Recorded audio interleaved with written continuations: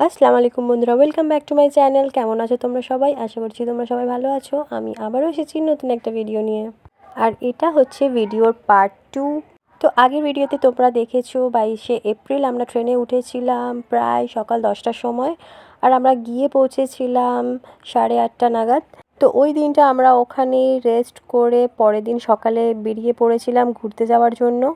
তো ঘোরার জন্য আমরা ওলা বুক করে নিয়েছিলাম, সবাই আমরা ওলাতে উঠে পড়েছি। এখন সাইট সিন দেখতে দেখতে যাচ্ছি আমরা। তো তোমাদেরও সাথে শেয়ার করলাম, দেখো তোমাদের ভিডিওটা ভালো লাগে কি না। আর ভালো লাগলে অবশ্যই ভিডিওটাতে একটা লাইক করে দেবে, আর কমেন্ট করে তোমাদের মতামত কিন্তু অবশ্যই জানাবে। দিল্লি যাওয়ার আগে পর্যন্ত সবার মুখে এত গরম এত গরম এত গরম শুনে শুনে খুব টেনশনে পড়ে গিয়েছিলাম যে কী হবে। সত্যি তো দিল্লিতে অনেক গরম পড়ে, কিন্তু আমরা যখন গিয়েছিলাম সেই দিন থেকেই বৃষ্টি স্টার্ট হয়েছিল। ভালোই ভালোই যাওয়াও হয়ে গিয়েছিল, আর ভালোই ভালোই ঘোরাও হয়ে গিয়েছিল। আর দিনের বেলা যখন আমরা ঘুরতে বেরিয়েছিলাম তখন রোদ তো ছিল, কিন্তু তেমন একটা গায়ে লাগছিল না, কারণ সেই হিসাবে অনেক হাওয়াও চলছিল। আমরা যে রিলেটিভদের বাড়ি গিয়েছিলাম সেটা কিন্তু প্রপার দিল্লি না, সেখান থেকে প্রায় 1 ঘন্টা পথ অতিক্রম করার পর আমরা প্রপার দিল্লিতে পৌঁছাই, মানে যেখানে সমস্ত রকম ট্যুরিস্ট প্লেস আছে, যেমন লালকেল্লা, ইন্ডিয়া গেট, জামা মসজিদ, মিনা বাজার, চাঁদনি চক, সদর বাজার, যে জায়গাগুলোর নাম আমরা সচরাচর ফোনে আর সিনেমাতে শুনে এসেছি। এই ব্রিজটা দেখে মনে হচ্ছিল হুগলি সেতুতে আছি, তাই না? যেতে যেতে হঠাৎই লক্ষ্য করলাম রোড সাইডে বাচ্চাদের এই ধরনের সুইমিং পুলগুলো বিক্রি হচ্ছিল। আমি ভাবলাম আশেপাশে হয়তো কোনো ওয়াটার পার্ক আছে, কিন্তু না, এমনিই বিক্রি হচ্ছিল, কেন জানি না। ওই রোডটাতে এই সবগুলো ছাড়া আর অন্য কোনো এক্সট্রা দোকানও ছিল না, আর কোনো মার্কেটও ছিল না আশেপাশে। জানি না কেন এগুলো মাঝখানে বিক্রি হচ্ছিল, কিন্তু দেখতে বেশ লাগছিল। ছোট বড় নানান ধরনের সাইজের ছিল। চলো, এত কথা বলতে বলতে আমরা তো পৌঁছেই গেলাম। আসার সময় যেমন তাড়াহুড়ো থাকে গাড়িতে ওঠার, আর তেমনই পৌঁছে যাওয়ার পর তাড়াহুড়ো থাকে গাড়ি থেকে নামার। আরে আরে দেখো, এতক্ষণ বকবক করলাম আর এটাই বলতে ভুলে গিয়েছি যে আমরা যাচ্ছি কোথায়। আচ্ছা তোমরাই বলো তো, তোমরা চিনতে পারছো কি না বলো তো আমরা কোথায় এসেছি? আমরা এসেছি দিল্লির লালকেল্লা দেখতে। এতদিন শুধু শুনেছি, বইয়ে পড়েছি, টিভিতে দেখেছি, আর টাকাতেও ছাপা দেখেছি, কিন্তু সামনে থেকে প্রথমবার দেখছি। আর ফালাক তো খুব খুশি, এখন ফালাক পাখি দেখছে। আমরা এদিকে সবাই এদিক ওদিক দেখছি, ভিডিও বানাচ্ছি, আর অপেক্ষা করছি ওদিকে সবাই গেছে লালকেল্লার এন্ট্রির টিকিট কাটতে। চলো এবার লালকেল্লাটা ঘুরে দেখা যাক।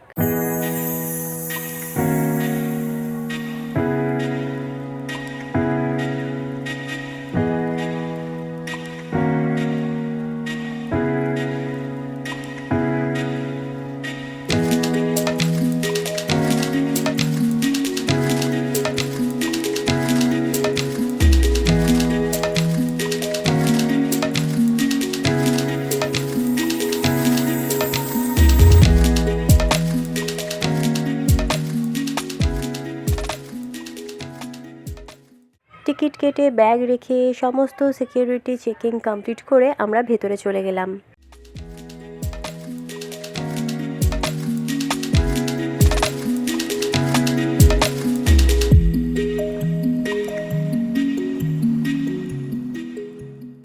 আর ভিতরে গিয়ে আমি তো পুরো অবাক, চক্ষু চড়ক গাছ। আমি তো একদমই এক্সপেক্ট করিনি যে লালকেল্লার ভিতরে আবার এরকম একটা মার্কেট থাকবে।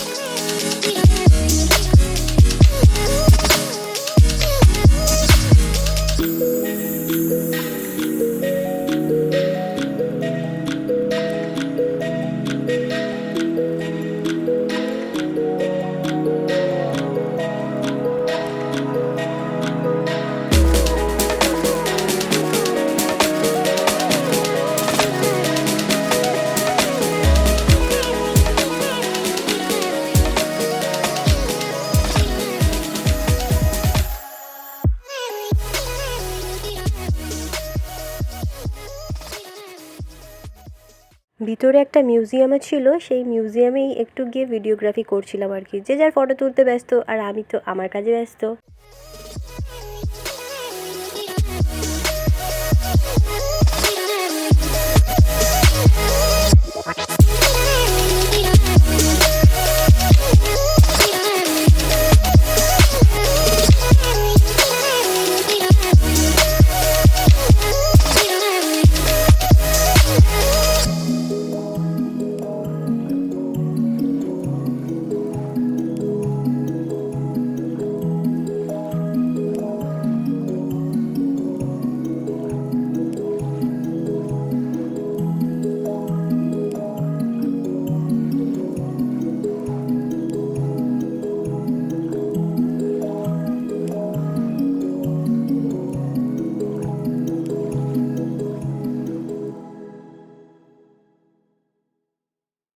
ড্রেসটা দেখে মনে হচ্ছে তখনকার রাজারা এই ধরনের ড্রেস পরে কি করে থাকতো।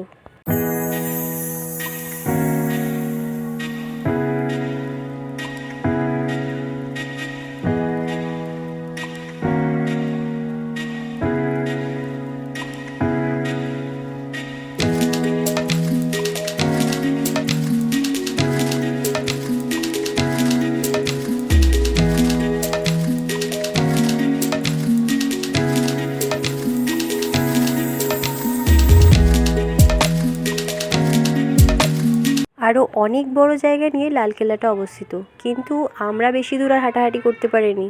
আরও অন্যগুলোও তো দেখতে হবে। তার উপর লাঞ্চ টাইম হয়ে গেছে, খুব জোর খিদে পেয়েছে। চলো দেখা হবে নেক্সট ভিডিওতে। তবে দিল্লি ঘোরা কিন্তু এখনও শেষ হয়নি, আরও পার্টে আসতে চলেছে। দেখা হবে নেক্সট ভিডিওতে। Thanks for watching and don't forget to subscribe.